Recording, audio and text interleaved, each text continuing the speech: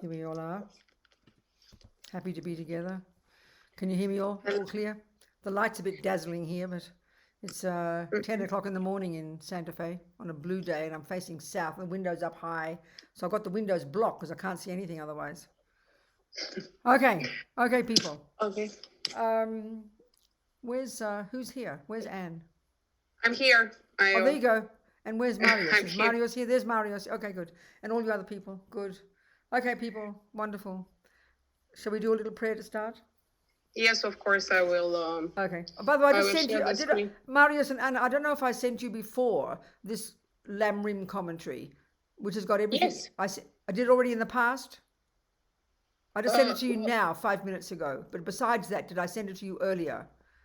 No. Okay, fine. Well, I sent it now, and it's just a very simple presentation that we used in the Copan course last year, and it's some teachings I gave for the Discovering Buddhism module. It's presenting the path, but it's the part 4 is about the mind. There's at least something to read anyway. Not much. You sent to me something to send to people, and I did that, and it's about the book that you had when you presented in Copan. So Okay, yes, that's one you already. Okay, that's fine. I Yes, don't remember yes. I sent. That's fine. Nothing more Last to month. do. And part 4 is relevant to the topic we're discussing here. Okay, that's good. I'm happy. Okay, people. So what prayer shall we do? Okay. Shall we Now do a I prayer? will. Okay. I will share the screen. Yes, good. We will do again. Okay. Mandala offering. Yeah, and, so it's so then. request to- Okay, so just letting people know what's happening is, Anne, you'll lead this, right, Anne? You'll lead it? Yes, Okay, I good. will leave So it. this is the center. This is you people in Romania making an offering of the whole universe to the Buddha as a request for the teaching. And then the second, and so you will do that. And we'll all do that together, requesting Buddha for the teaching, as if Buddha were here, which indeed the Buddha is, if we have understanding, to give the teaching that we're giving here. Okay. So if you don't know Buddhist cosmology, then you just imagine all the marvelous things of this world that make us all happy. Just think like that. Pile them all up in your mind. Use your creative imagination and imagine offering to the Buddha as a request for the teachings. Short mandala offering. This ground anointed with perfume, strewn with flowers, adorned with moon marrow, the four continents, the sun and the moon. I imagine this as a Buddha field and offer it. May all transmigratory beings enjoy this pure land. And you can do the next one. Request to turn the wheel of Dharma.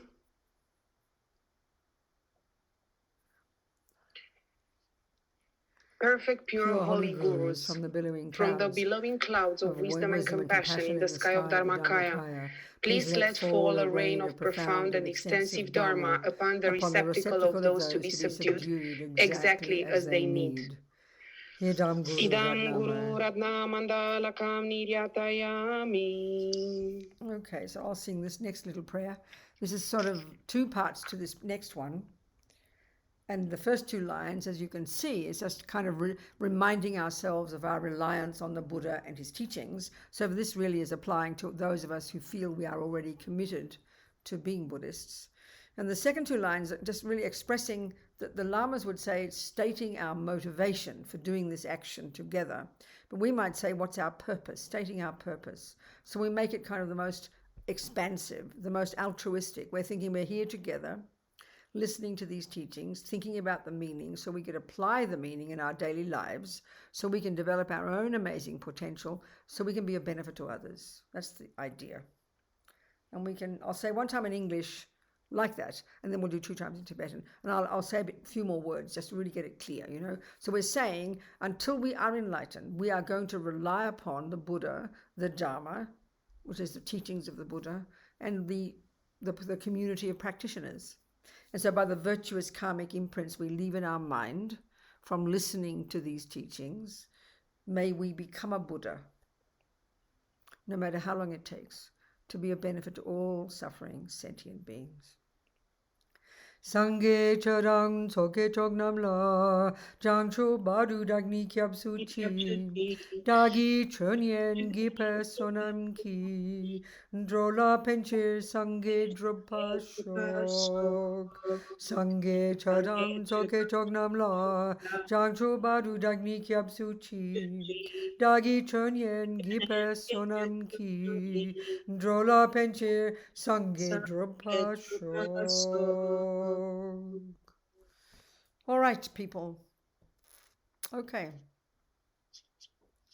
So far we've let's just go over what we've done before, what we've discussed, and we'll go into more detail today about how our mental consciousness functions. So it's fundamentally necessary, even if you just want to understand Buddhism theoretically, even if you don't want to study it, practice it, but if you want to understand Buddhism and try to see it as a coherent presentation, which it is actually coherent, but if we don't understand the assumptions, if we don't understand Buddhist terminology, it won't be coherent, it'll be very peculiar. It's like any body of knowledge. If you're a doctor in the allopathic system and you try to sort of understand acupuncture by sort of squeezing it into the allopathic system, it just won't work, because some fundamental assumptions that are different. You have to sort of change your language, This is really clear, so important. So it's a very different language, many things, there's much common ground. This is why the Dalai Lama these days is so amazing in his way of bringing people together. There's this organization in America, and they have a website, mindandlife.org, but there are many other organizations, and the last 30, 40 years, these incredible meetings of minds, and initiated by the Dalai Lama. His main thing is to bring people together, not see the differences, but to see the common ground. So there's unbelievable common ground in neuroscience and Buddhist psychology, in Buddhist philosophy, in the Buddhist view of the universe. But there's incredible common ground, which is so important, and it's been a real eye-opener, I think, for all the modern scientists, and we're rather arrogant and think we know everything, and these weird Indians and these strange Tibetans, these religious people. But we're really seeing now, rather humbly, how astonishing the knowledge that's come out of India, that's been around for more than 3,000 years. As the Dalai Lama says, it was these incredible Indians more than 3,000 years ago who were the ones who began the investigation into the nature of self. We probably thought it was Freud, We're so arrogant. So it's marvelous that this is happening now. So it's incredibly important to see the common ground, but also equally, until you know the Buddhist view very well, you can't find the common ground. And common ground is not a question of finding sort of creating a sort of scientific Esperanto, where kind of it all the same, really. It's not all the same. There's some fundamental differences, So let's just summarize then what we've discussed so far about the mind, the Buddhist view of what the mind is. And as I said last time, I'm quite sure, and it's always important to remember this gives us the framework. If we look at the etymology of the word Buddha, it actually tells us, it implies the job to be done as a Buddhist. It's so clear. And that job is done by the mind. So the Bud, this first syllable of this Sanskrit, Buddha, in the Tibetan equivalent, Sangye, Sang or Bud, imply the total eradication from one's mind, one's consciousness. These words are used synonymously in Buddhism. The total eradication of all ego and fears and dramas and depression and anxiety and jealousy and nonsense in the mind that we are intimately familiar with. And that we, like I said last month, that we so take for granted as a normal part of a normal person. I can't stress this enough. You've got to hear this. This is implying the fundamental view in all of Buddhism, We so take for granted, don't we, that jealousy, anger, low self-esteem, fears, to whatever degree, that these are normal parts of normal people. So we know there are some people who've got extreme states of these, and we might say they're the ones that are mentally ill. They're the ones who've got the problems, but the rest of us are normal. Well, Buddha is simply, it's the simplest way to put it, Buddha is more radical than that. He's found from his own experience. Remember, he's not a creator. It's not from revelation. This is so important to understand. And he's not asking us to believe him. This is the crucial point. He says, This is what he has found to be true. He has done this job. He gives us his methodology, and now he says it's over to you if you'd like to do the same job. And that job is this first part of what's implied by this word Buddha, the eradication from our being of all fears, all neuroses, all nonsense. I mean, this is extremely hard to hear, only because we take for granted the presence of anger, attachment, jealousy, low self-esteem, fear, etc., as a part of a normal person. So it's very hard to try and even conceptualize what a person would be like, what you would be like if you had no attachment, no anger, no jealousy, no depression. In fact, we'd actually think that's mentally ill, frankly. It's really quite very fascinating. And until we understand this point, we don't really understand what Buddha's on about, you know. So not only can we remove from the mind all these neuroses, but the second syllable, da, or in Tibetan, gye, sangye, Buddha, that implies the development to perfection of everything else in our mind. And what's that? That's the positive stuff. Love, intelligence, compassion, you know, joy.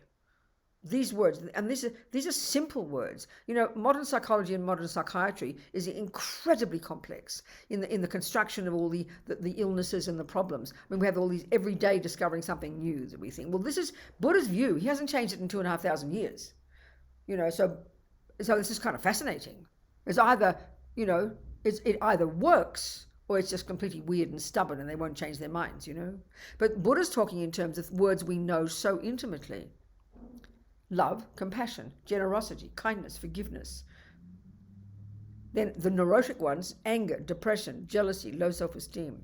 We know these words. We're so utterly intimate. But if we go to our therapist, it's much more complicated. You've got OCD, you've got ADHD, you've got this, you've got bipolar, you've got schizophrenia. All these words, you know, mostly in Greek, of course. As soon as we get fancy, we talk Greek. So it's just fascinating. But Buddha is still talking about the mind.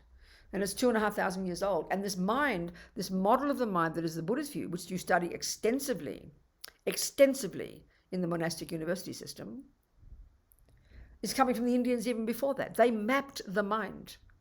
This is something we're really not aware of, you know. So knowing that the end result of all this work, Buddha, is the eradication from your mind of all neuroses and all fears and all dramas, and the development to perfection of all the opposite, all the goodness, all the clarity, all the wisdom, all the generosity and love and blah, blah, blah.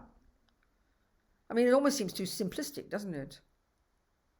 But if this is so we're taking this on board as our working hypothesis, and then if a person is trying to practice, that's the end result. That's what you want to end up as, a Buddha. As Lama Zopa says, we can mold our mind into any shape we like. So we're trying to mold our mind into the mind of a perfected person, which is what Buddhism says is possible. It's insanity in modern psychology.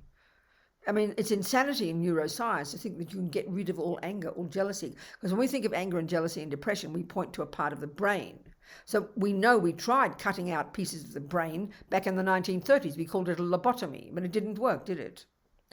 And it's more and more these days, because of all these discussions with scientists, you know, and more agreement now and welcoming of these views, which were seen as so kind of shocking, that mind just might not be, consciousness might not be a function of the brain. I don't know if I mentioned last time, but when I was working on the book of Lama Zopa Rinpoche's about how to help at the time of death, I was reading a book by an American medical journalist whose expertise is death and that whole environment, the whole area of medicine. And he's done all this research and is pointing out all the contradictions and problems now. In particular, his expertise is in the United States, in all the various states, the problems and obstacles and difficulties that everybody's facing now, in particular in the business of people dying and then giving organs, cutting out the organs, you know. So many problems are coming now because now there's a real conflict about when does death occur, which means what is life? You know, what is it that determines a person is alive or dead? And one of the things, for example, is, you know, and I forget all the details, but it's a very extensive book with great research. And there's a real difficulty. One of the examples of the problem that comes up now is something that's always been known in all cultures for centuries. There always are experiences of people who quote unquote come back to life after they've been called dead. I mean, even in England, you heard at some point people would put a bell in the coffin of a dead person in case they woke up again, because there's so often an experience of this happening. So, of course, that doesn't fit with a neuroscientific view of what death is. As far as they're concerned, death is when you stop breathing. It's very clear when you take the Vajrayana explanation of death, which is described in the Tibetan tradition and is described in great detail in Lama Zopa's book, which I highly recommend, How to Face Death Without Fear. That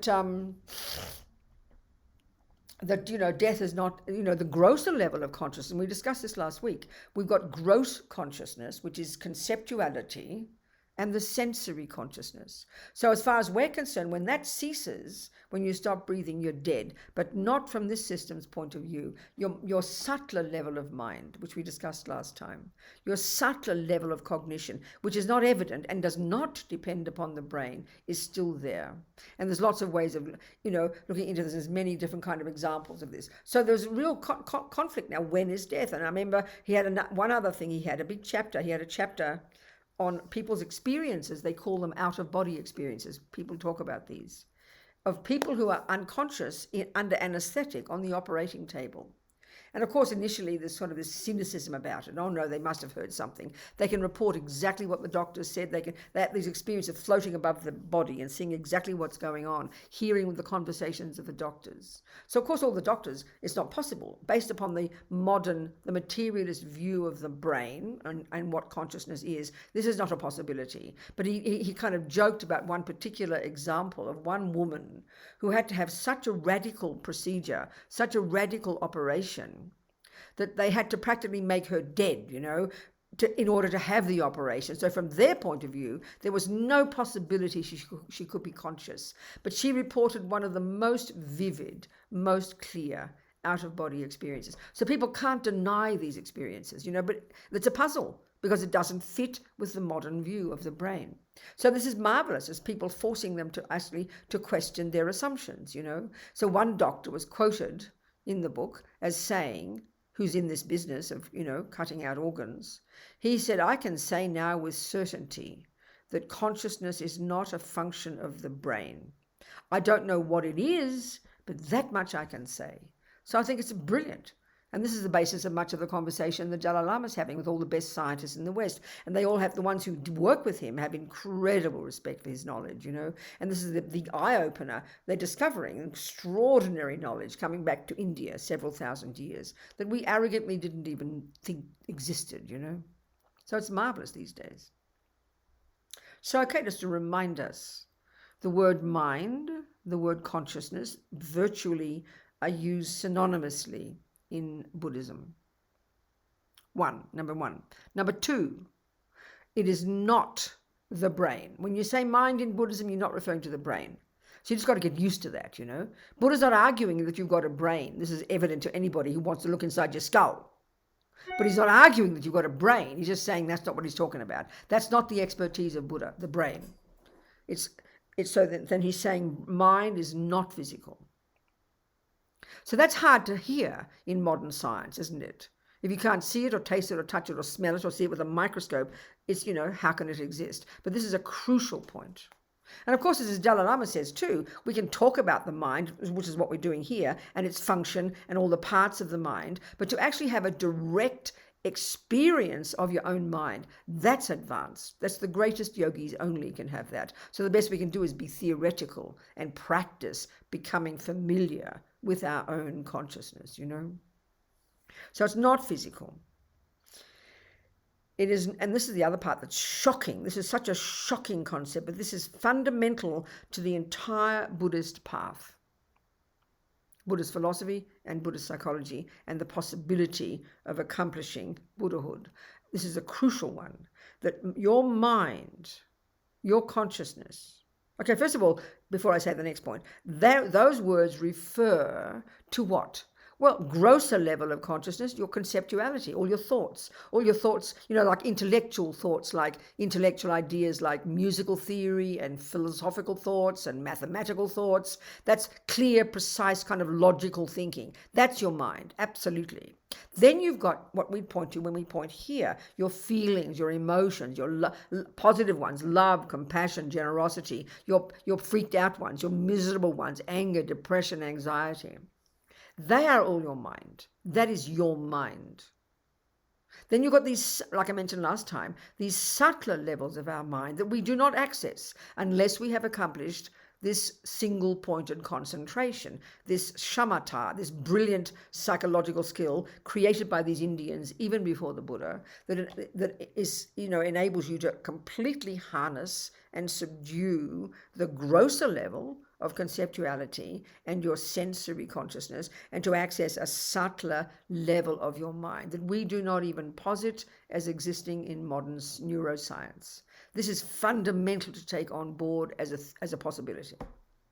All of that, so your love, your anger, your jealousy, your neurosis, your psychosis, your lust, your rage, your compassion, your generosity, all the positive, all the negative, the whole spectrum of your inner being, including, like I like to call it, the mechanics of your mind, like intelligence and good memory. We're going to discuss these today. All of these parts, they are all known as mind or consciousness, broadly speaking, and not physical. Now, this is the third point. This is the one that's shocking. These are not the handiwork of any other person. So if you're a Christian or a Muslim, God kind of is your creator. God gave you the soul, which makes you who you are, There's no view like that in Buddhism. There's no concept of a creator. Buddha uses the term superior being. Many qualities that the Christians would say God has is what Buddha says every one of us can have as a Buddha, which is quite shocking for Christians to hear that. But there's no role in Buddhism of any being as a creator. The Buddhist view would suggest we don't need creating, because this is the next point about the mind. So not only is our mind not the handiwork of a creator, nor, shockingly, is our mind the handiwork of our parents. Our brain, no problem. We get our brain from our mummy and daddy. We get the genes, DNA, all the physical components clearly come from mummy and daddy, grandma, grandpa, and we go back. But that's all we posit in modern science, but not for the Buddha. He adds this extra component of the mind, the consciousness, that works hand in hand with the brain, the chemicals, the DNA, the genes. But they are not themselves the mind. They're merely matter. This is the major difference. So in this sense, you can argue that similar to Christianity that posits a soul, which is not physical, Buddha doesn't posit a soul or a spirit. He just talks about mind, all of our consciousness, from love to hate to anger to lust to insanity to goodness to virtue to Buddhahood. This is mind. And in its nature, it's not physical. It is not the handiwork of anybody else. Which implies then the question, well, where does it come from? Pretty obvious. Well, your mind is a continuity of mental moments. They even have the term in Buddhism. We discussed all this, I'm sure, last time. I'm just reiterating, okay? Summarizing. There's the mental continuum, that your consciousness is like a river of mental moments, an unbroken chain of links. This moment of your mind, your capacity for cognition, comes from the previous moment of your capacity for cognition, comes from the previous moment of your capacity for cognition. And you could track this back in an unbroken chain of mental moments, right back to the moment of conception in your mother's womb. So clearly the question is, what happened the second before?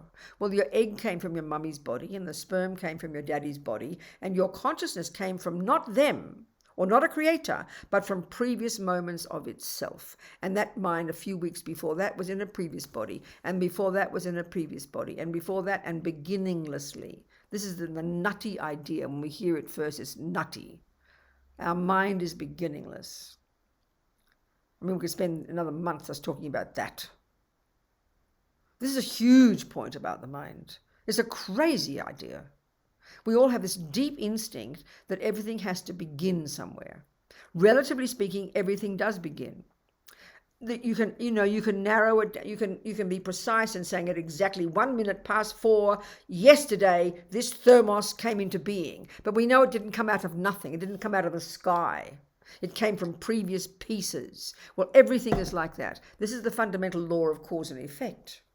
That if you posit the law of cause and effect, then by definition you cannot have a first cause. I know I listen to, my Catholic priest friend, they have these big discussions in Christianity about how there can be a first cause, which of course is the concept of God. Buddha argues exactly with that, not being argumentative, but he says it's just not, he says it's a misconception. Something can't exist like that, not a possibility. This is huge philosophical discussions.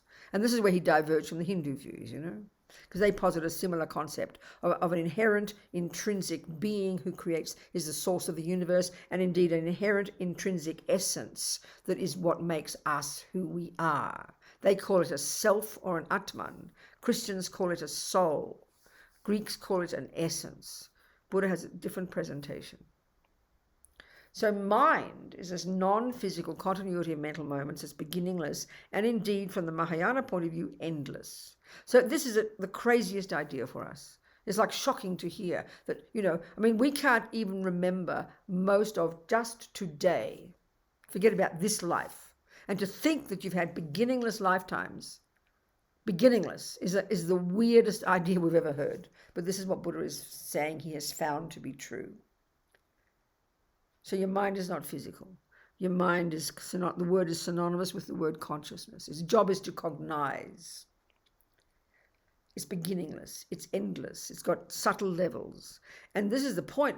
So by the implication of the word Buddha, which is the end result, it tells us the methodology of being a Buddhist. If I can rid the mind of all the rubbish, and if I can perfect all the goodness, then obviously that implies the methodology, doesn't it? So that's why we would study the texts about the mind. What the mind is, how does it function, what are its contents, and crucially, how do I learn to identify a so-called negative, neurotic, non-virtuous state of mind, because that I can get rid of them, and how can I distinguish it from a valid, virtuous, appropriate state of mind? This is the job, actually the job of being a Buddhist. This is it.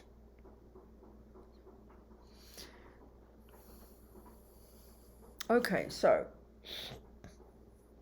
there's a text that you study in the monastic university system. They study for several years, but if we study it in the FPMT as one of our components of our Discovering Buddhism, we might just take it for a few weeks, or if we do a more extensive philosophical program, we might study it for a few months. But it's hugely extensive and vast in the literature in Buddhism. It's extensive and vast, extensive and deep. So mind in Buddhism is actually the central thing. It's not just something, it's not just, in our sciences, we're very into the hard sciences. We really like our hard sciences, We can see a brain. We've got this brilliant ability to unpack and unravel and get down to the tiniest details. But we don't really, I don't think we have much faith, trust in something as ethereal as psychology. I think it's low on the totem pole in our modern sciences. Whereas for the Buddha, it's the opposite, Mind is the absolute central player. Mind is the creator of all suffering. Mind is the creator of all happiness. And our own mind, not somebody else's, our own mind. And the view about the mind, what's fascinating about this, Buddhist psychology doesn't just refer to humans. The Buddhist model of the mind refers to all living beings. And the word in Tibetan is very interesting for sentient being. Actually, the term is very delicious in Tibetan. Sem Chen, mind possessor. So for the Buddha, there are trillions of mind possessors. Humans are a tiny percentage. So when you study the mind in Buddhism, you're studying as a human, but you know it's implied that all of these states of mind, some of them, this is referring to all living beings. For a start, all the animals. This is a very big surprise. Buddhist psychology refers exactly to animals as it does to humans. And there are other realms of existence that we can't see, that, as we know, Buddha asserts as existing, other semchens, other mind possessors, hell beings, spirit beings, God realm. There are trillions and trillions and trillions more. And all our states of being are expressions of our mind. So it's absolutely central. And then we factor in this natural law that Buddha has found that runs the universe, called the law of karma, the law of cause and effect. That runs in the mind. So we utterly have to know that in order to understand these different semchens. We have to understand the law of karma to understand ourselves. So these are utterly linked, because the mind is the presentation.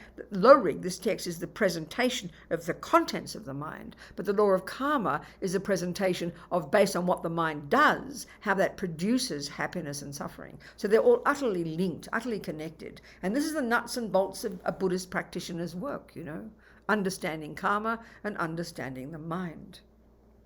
Central, absolutely central. So today let's look at, then, as we discussed last time, we can divide.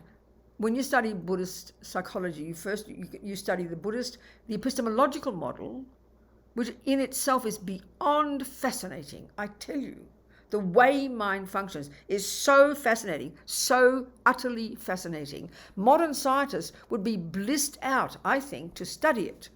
But they have to first posit the possibility that they're discussing something that isn't the brain. It's so fascinating. So just there, the first point I want to mention, the main point that's relevant here, that we learn when we study the epistemological model, is that there are two ways the mind functions: sensory and mental. And I'm sure we discussed this last time, but I want to say it again, and then we're going to get into detail about the mental. And this is massively important to distinguish between these two. I'm sure I used this example last time.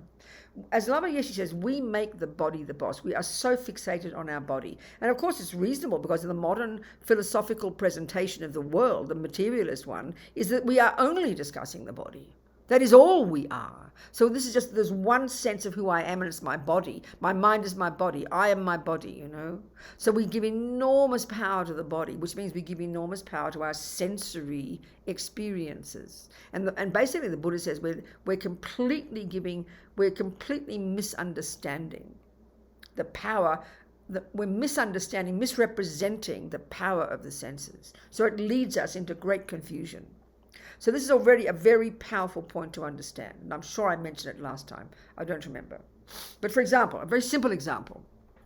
I will look at this and I will tell you immediately, I'll say that's a really nicely designed thermos. I mean, I'm into design, my view of good design, okay? So I look in the hundreds of, thermos cups in the online, and that's the one I chose because I like the design. It's got a very elegant lid. It's got a nice look. I like it immediately. And so naturally, we would all assume, would we not, without any argument, that my eyes are seeing a nicely designed thermos. Well, absolute nonsense, the Buddha says. We have got the five sensory consciousness. We've got the five senses. We've got the five senses. So now, consciousness, remember, is equivalent to the word mind. It's not physical. So we have eye consciousness. We have ear consciousness. We have tongue consciousness. But they are the mind, and they work beautifully, do they not, hand in hand with the eyeball, with the ear drum and all the bits, and the tongue and all the bits, the physical bits. So you've got the physical bits, which is merely the physical. The physical does not cognize anything.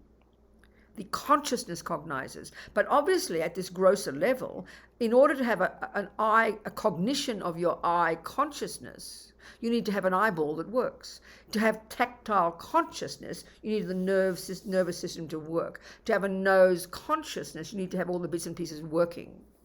So the crucial difference is consciousness and then the eyeball. So eye consciousness, all the sensory consciousnesses, the five of them, have a profoundly limited capacity for cognition. So what happens is exactly like this. Eye consciousness goes here, right? And instantaneously, as I said, I will say, that is a well-designed thermos. So naturally we assume, because it all happens in a millisecond, we assume that my eyeball, that's how we think in the West, is seeing that. No, it's utter nonsense. What's actually happening is this. My eye consciousness, and because my eyeball is working properly and the light is there and all the pieces are coming together, my eye consciousness has a cognition, but it can only cognize two things. It's profoundly limited in its capacity for cognition. It can only cognize two things, shape and color. It can't even label them. All it can do is, it's bare minimum cognition. So you've got to then ask the question, and this is what we're going to get to. What part of my mind is cognizing a well-designed thermos? Well, that's your mental consciousness. That's where the workshop is, as Lama Zopa says. So what's happening in Islam, I always say it, but it's a joke, but it's deadly serious. Quicker than Google, the millisecond my eyes see that shape, the millisecond my eyes see that shape of Fred's body, and I'm in love with Fred, I will believe my eyes see divine, handsome Fred. No, they do not. Not capable. They see shape and color. And because I've built up in my mental consciousness, that's where the workshop is, as Lama Zopa says. And as Geshe Tashi in London said, every millisecond, what we see, hear, taste, touch, smell, and this is Buddha's view, it's like we're shooting a movie all day. Everything gets stored in our mental consciousness, in our memory, and we're not discussing the brain. There's not a single thing we've ever had any contact with through our mind that isn't stored in our mind. And that's why eventually Buddhism, positing past lives, says when we start to purify our minds and get more advanced consciousness, we can have clairvoyance because all the memories are there. We can see the minds of others. This is what we're capable of. Mind is capable of this as we develop spiritually and get beyond the grosser level. So mental consciousness is storing all my views as far as I can remember in this life, forget past lives. And because I've just worked out what I like, I know it's a thermos, I remember that, I remember this, I know it's black, I recall the design I like, so I come up with this story. So basically mental consciousness at the grosser level is consisting of billions and billions of viewpoints, opinions, attitudes, ideas, concepts, thoughts. That's it. Now, this is the gross level of mental consciousness.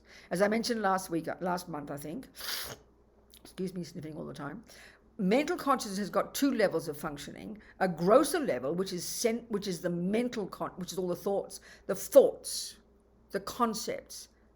And then we've got the subtle level, which we can only access when we get single point of concentration, where both your sensory and your gross level of conceptuality have completely ceased, which of course, as I'm saying, is not even posited as possible in modern neuroscience. So we're living at the grossest level of our mental consciousness. Our senses are working fine, and basically we can see our senses are the doorway between us and the world, but we give incredible power to them. We over-exaggerate their capacity. I think I see a divinely handsome Fred. No, you don't. When I hear one trumpet note, bliss out. That's Miles Davis. My ear consciousness is not capable of cognizing Miles Davis. It only cognizes mere sound. But in my memory, I've stored Miles Davis, the trumpet, what I like, I'm familiar with it. All these are programmed in my memory. So up comes the concept, wow, Miles Davis. So our mental consciousness is where the workshop is. And that's the job of being a Buddhist, to unpack and unravel the contents of our mental consciousness. This is the main job. And it's the most intense, difficult job.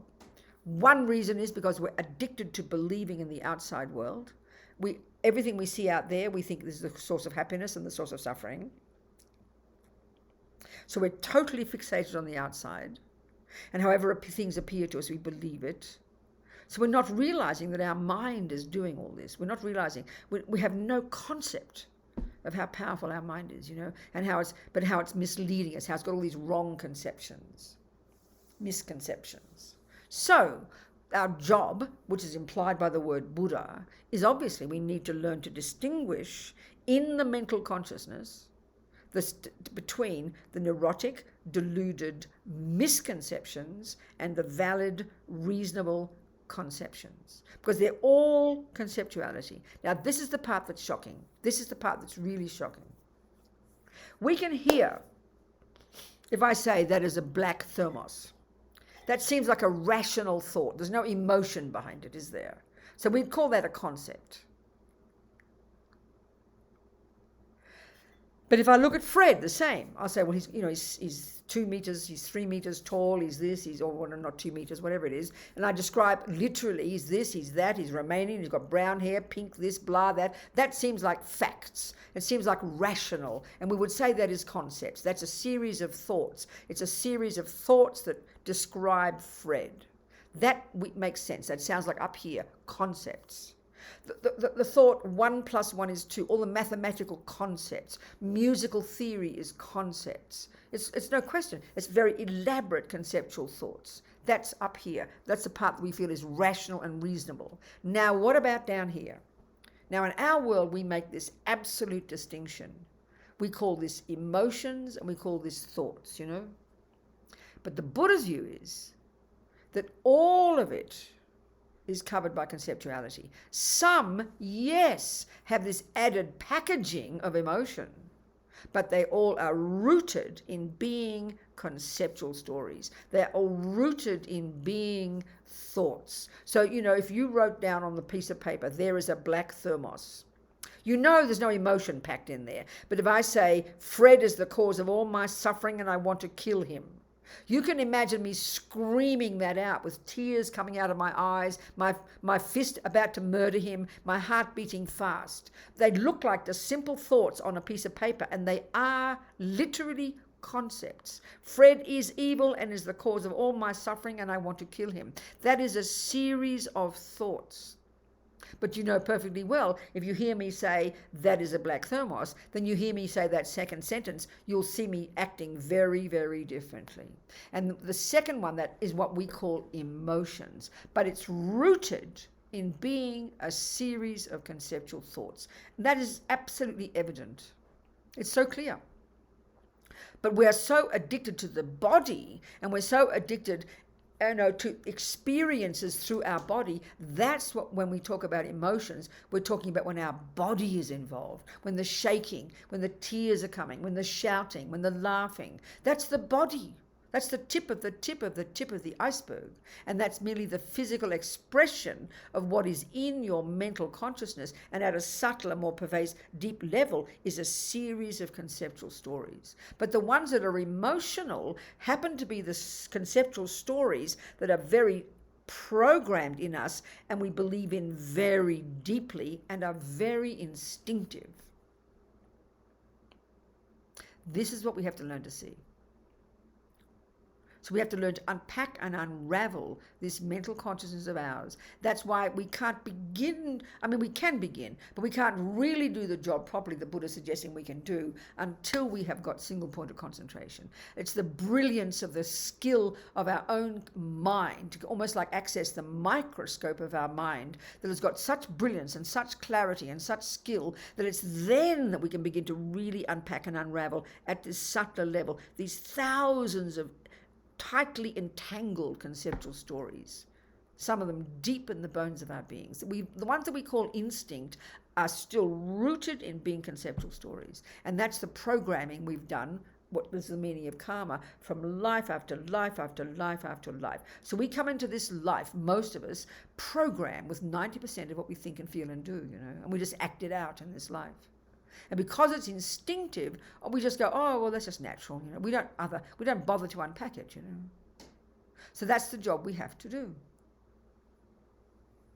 So this is including all the so-called positive emotions. If you're seeing someone suffering and your heart reaches out and you're crying with empathy, seeing the pain of that animal or that child or that person who's suffering, that is exactly the same as the emotion of an anger. The emotion is there because you've got the habit of compassion in your mind, but the same when you get angry, they're both conceptual stories.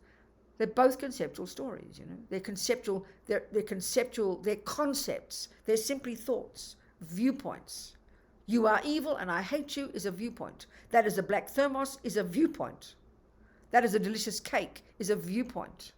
So the Buddha is saying our mind is full of viewpoints that have no basis in reality, that are liars, misconceptions, exaggerations, elaborations, embellishments. They are the neurotic ones, and we have to learn to discover how they are misconceptions, about how are they misconceptions. This is the job we have to do. Then the other ones are the valid conceptions, the reasonable conceptions, the ones that are in sync with reality. They're the virtues.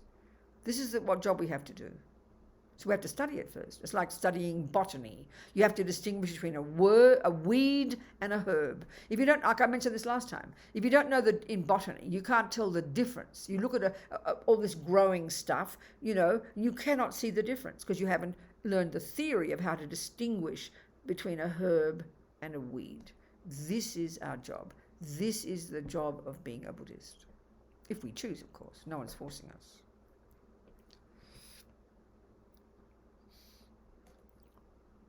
When did we want to break? We want to break, don't we, in our 3 hours? Anne or Marius? Did we want to break? We can stop now if you want, or we can make. But you want to break at some point. You do want to. You want to break at some point. Yes. Okay, yes, good. But I think I'd like to have questions so far. We will now Okay. begin the discussion. This is background. We will now begin the discussion of how we learn to distinguish what are valid and invalid, negative, positive states of mind are. We'll go into that. But before that, let's have some questions.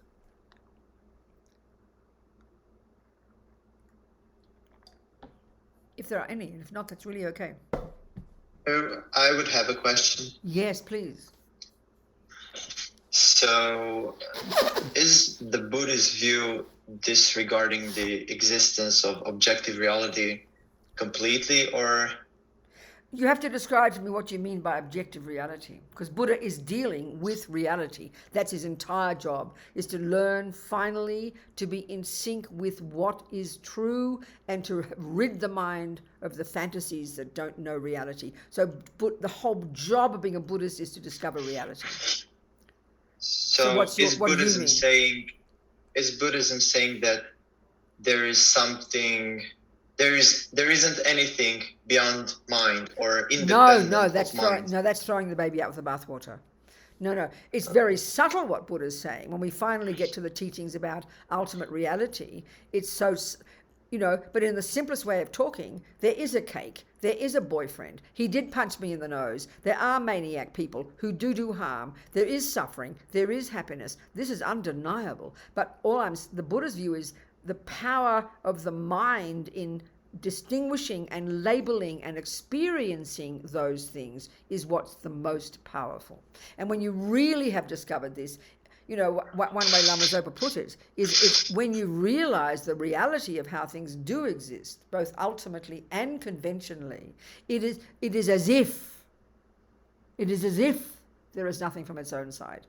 But there is something. So it's much more subtle. But there's never denying external reality. It's not possible. No, that would be nihilism. Thank you. Okay. Thank you so much. Come on. Who else? Hi. Yes. Talk to me. I just had a question. I think there are two questions. Yes. Maybe when you say that we come to this life and, we already, our emotions and everything is set and we're just unconsciously do it automatically. When we actually get conscious of some of our habits and we wanted to change it. That's right. That is, I guess that's the work of Buddhism. That's the job. That's the job, darling, of becoming conscious, yes. Of unpacking and unraveling at ever more subtle levels the contents of our own mind, all the way down to instinct and learning to radically change the mind and learn to rid the mind of all the rubbish concepts and to grow and grow and grow the valid concepts. Learning to lessen our suffering and grow our happiness. That's the job of being a Buddhist, exactly. So I guess my other question is that, is that a karma? When you are conscious about it, you want to change it, or it depends? When I don't know how you're using that word, a karma. I don't quite get what you're saying. Could you explain what you mean by that? So I'm taking your example. If I see an animal in pain or I get angry at somebody, and conscious that is not a right reaction, that's not a good emotion for me. When you actually do the change, is that something, a karma that you're changing, or doesn't have anything to do with it? It's not really the right way to say the words. It's okay, but I'll explain. The word karma here is just simply the word karma is a shorthand for this law of cause and effect that Buddha would say runs the universe. So we all understand the law of cause and effect. We're scientists, so we know every engineering is a law of cause and effect. Mathematics is a law of cause and effect. And we know that if we learn those laws, we will get a garden, we will get a house, we will get exactly what we plan because we understand cause and effect. That's logical. So Buddha has that same clarity and precision and depth of analysis when it comes to what is happiness and what is suffering, and indeed what the mind is. So the law of karma is his presentation of what causes happiness and what causes suffering. So one of the things, a way of describing about karma, because it plays out in the mind, is that every millisecond of what we think and do and say programs our mind with those tendencies and will bring certain results in the future. So we come into this life, some people, for example, I always think of these two extreme examples of two little boys. One of them, his mother was taking the lice out of his head and he was crying with compassion for the lice. Well, his mummy hadn't taught him this compassion, and he's now 40-something and he's never killed a living being. So we could argue he came into this life programmed with compassion and no thought to kill. So of course the materialist model is that came from his genes and mummy and daddy and somewhere back in the past. No, the Buddha says it comes from the past, yes, but the person's own past, his own mind, having practiced compassion and practiced non-killing. So everything is like that. And the other example is a little boy who, when he first met fishing, he fell in love with fishing and he spent his life killing fish. So that he came programmed with that tendency. Well, much of what we call instinctive, that's all just programmed from constantly thinking those things until the point that they're so automatic. That's what we mean by instinct. We've programmed ourselves to perfection. And if we look into our little personalities when we're tiny, we can see some children are very patient, some are loving, some are angry, some are good at music, some are good at football, some are good at killing. These are programmed tendencies in our own mind. So our job is to investigate and not take for granted these instincts. Analyze it and base it on ethics. So the concept of the killing one, the Buddha's view is no one likes killing. So one of the first things he would exhort us not to do at the level of simple practice is stop killing. Why? Because beings don't like getting killed. But the real reason at this first level is because you don't want to keep programming your mind with killing, because that just creates more suffering for you. So it's learning to not just take our instincts for granted, not just take our habits for granted. Oh, I'm born as angry, it must be okay. Oh, I love fishing, it must be okay. We use ethics as our basis for then analyzing and assessing our mind and our behavior and learning to unpack and unprogram, deprogram, and eventually lessen the neuroses and grow the goodness and the compassion and the kindness and the wisdom. That's the job of being a Buddhist. Are we communicating? Yeah. What? We're communicating, yeah? Thank you. Good, darling. Anyone else? Thank you. Hello. Hello. I was very, very happy and glad to be here. Good, Alexandra. I have a question. I don't know if it's very relevant, but for the person, when the body dies, this mind, when it goes into another body, it takes from the moment that he died before, or it's like just random. Like, for instance, a mind arrives to a more settled level, let's say, the body dies and goes from that level into another body, or doesn't have any relevance. I understand. Okay, first of all, Alexandra, just the general points. The Buddha says your mind is beginningless, and every millisecond of what you think and do and say have in the past and now necessarily sow seeds in your mind. Nothing you think and do and say will go astray. And everything that you sow in your mind, if it's a neurotic, deluded, if it's an unhappy thought, deluded thought, I-based thought, fear-based, that causes you to do actions that harm others, those seeds plant in your mind and will ripen in the future as your suffering, and the positive actions and the positive thoughts will ripen as your happiness. It's a simple principle of the law of karma. It's not punishment. punishment, it's not reward, because in Buddhism there's no concept like that. There's no one to reward you, there's no one to punish you, there's no creator. We do it to ourselves. We do our own programming. So nothing goes astray. So at the time of death, and this is why it's so important from the Buddhist perspective to help people die peacefully, including the mouse, the ant, your pussycat, your grandmother, because at the time of death, it's very technical how they describe it. All the karmic seeds, in your mind. I always use the analogy, we've got billions of karmic seeds in our bank vault.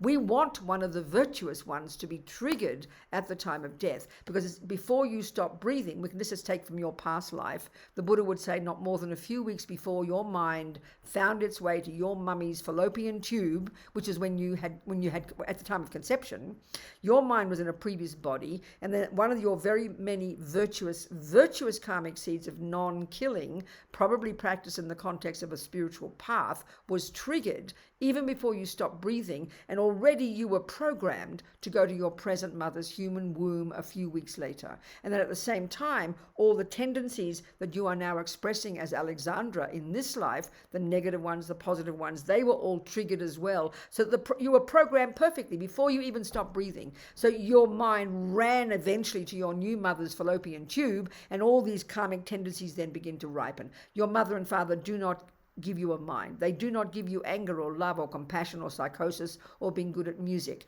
They are tendencies you bring with them.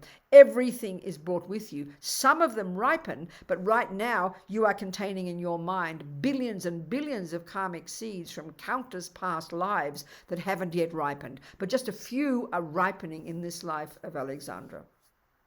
Something like that. Thank you very much. Okay. Yes. All right. Good, darling. Thank you. What else, people? Hello. Yes, talk to me. It's Florian. I had a question, and I hope I don't distract from the subject of mind.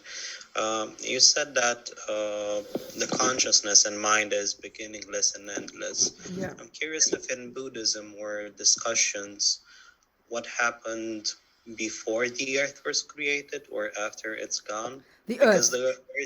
The earth. Yes, exactly. Perfect question. No, it's a totally appropriate question for Buddhism, Andrada. That's exactly a correct question. And this is where it doesn't...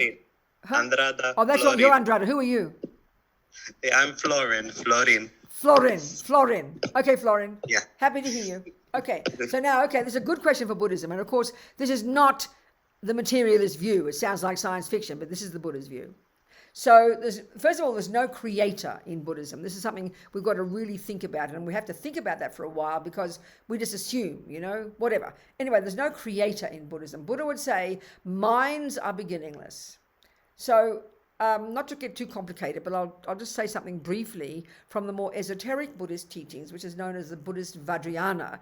And this is the same system that the Tibetan medical system uses, and it's very fascinating. According to this model of the universe, there are trillions and trillions and trillions and trillions of mind streams, beings, minds, that goes back and back and back. And then there's matter. In the universe, matter is made of the four elements. That's it. This is how we used to think back in the Middle Ages in our culture, isn't it? We took earth, air, fire, water. Now we have all these millions of new elements when we think about science. So this is the model they still use. And the fact of the matter is, they say that all minds are inextricably linked to our own set of the four elements. So we've got the gross body, and inextricably linked with our gross consciousness. So at the time of death, when that gradually deconstructs and you stop breathing, now your subtle mind, and we only experience that in our life when we dream. It's a more subtle level of consciousness. But it too is inextricably linked with a subtler level of physical energy, the four elements. And then you even got very subtle consciousness. The point I'm trying to get at is this, that the four elements that are connected to our mind are the same four elements as the external world. So this law of karma is this natural law, Buddha says. No one runs it. It's not punishment. It's not reward. It's a natural law that just plays out in the minds of all beings. So whatever we do in our mind impacts upon our body. So especially our subtle body, you go to your Tibetan doctor, she'll feel your pulses, and she will feel an imbalance of certain subtle prana, they call it, or wind energy, which is the components of your subtle body, and they study it in great depth. It's similar to the Chinese system. And then she'll know that wind energy, your subtle physical energy, is connected to your anger or your attachment or your jealousy or your love or your compassion, because all the different states of mind are connected to their own winds. So in this way, over lifetimes, we create the kind of body we're going to get. So the Buddha would assert many, many realms of existence. Human is the one we have at the moment. But if minds are beginningless, it's logical there have been human states before this planet. But the way they'd say it is, it was a much subtler level of mind.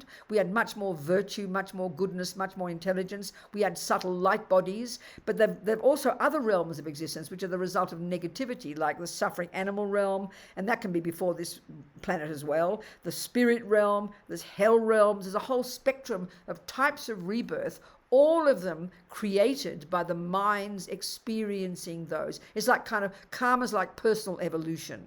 So there's been beginningless minds, all kinds, not just human, and beginningless experiences of negativity and positivity, and all of those different states of being, these different realms of existence they call them, come along with a certain level of physicality, which we ourselves create as a result of our own 4 elements. So I mean, it's a bit complex, but I'm trying to explain. But it's beginningless lifetimes. Virtue has always existed, negativity has always existed, and a predominance of negativity is what causes suffering rebirths, and a predominance of virtue is what brings positive rebirths. So a human birth has always existed, but it's been at more subtle levels at other times. So does that make sense? A little bit. It's all in great study, and this is coming all from the Hindus. They all kind of map this out. The Buddhist view is very similar to many of the Hindu views, but there are many radical differences as well. I mean, this knowledge from the Indians has been around for several thousand years, coming from these amazing yogis that they've discovered with their own minds. It's quite fascinating. Do you understand? I mean, that was a mouthful there, but there are beginningless lifetimes, beginningless realms of existence, and they're not made by anybody else. There's no judge up there running the show, pulling the strings. There's no concept like that. We all create our own realities, and by our mind being positive, we kind of like we create the cause to have a more happy type of rebirth, a more happy type of body. With negativity, we create the suffering to have suffering bodies and suffering rebirths. It's a natural, logical process, and it's all there in the literature to study it. It sounds a bit esoteric to us at the moment. Okay, Florin. Okay, thank you. That do for now. Thank you.